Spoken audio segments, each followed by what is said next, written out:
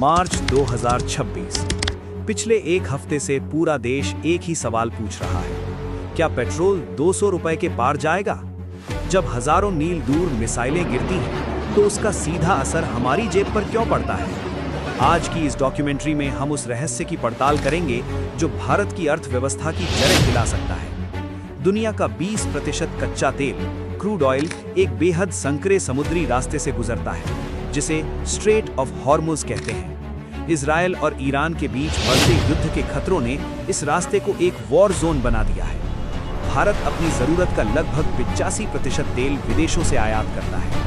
अगर ये समुद्री रास्ता बंद हुआ तो भारत के पास केवल कुछ दिनों का ही सुरक्षित तेल भंडार बचा है। क्या हम इस अनहोनी के लिए तैयार हैं? ये सिर्फ आपकी गाड़ी के पेट्रोल की बात नहीं है। जब डीजल महंगा होता है तो किसान की खेती की लागत बढ़ती है, ट्रकों का किराया बढ़ता है और अंततः आपकी थाली की सब्जी के दाम आसमान छूने लगते हैं।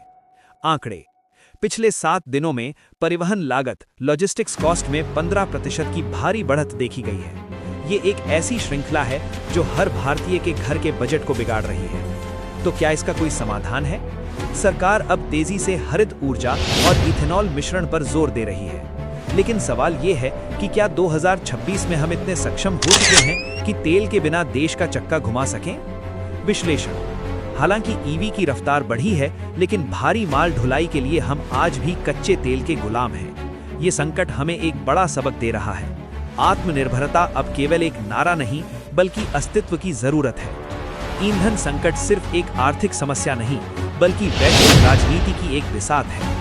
अगली बार जब आप अपनी गाड़ी का टैंक फुल करवाएं, तो याद रखिएगा कि उस तेल की हर बूंद एक भीषण युद्ध की आग से बचकर आप तक पहुंच रही है। आपको क्या लगता है, क्या भारत को तेल के लिए केवल अरब देशों पर निर्भर रहना चाहिए, या हमें कोई ठोस वैकल्पिक रास्ता ढूंढना होगा? अपनी राय कमेंट में दें।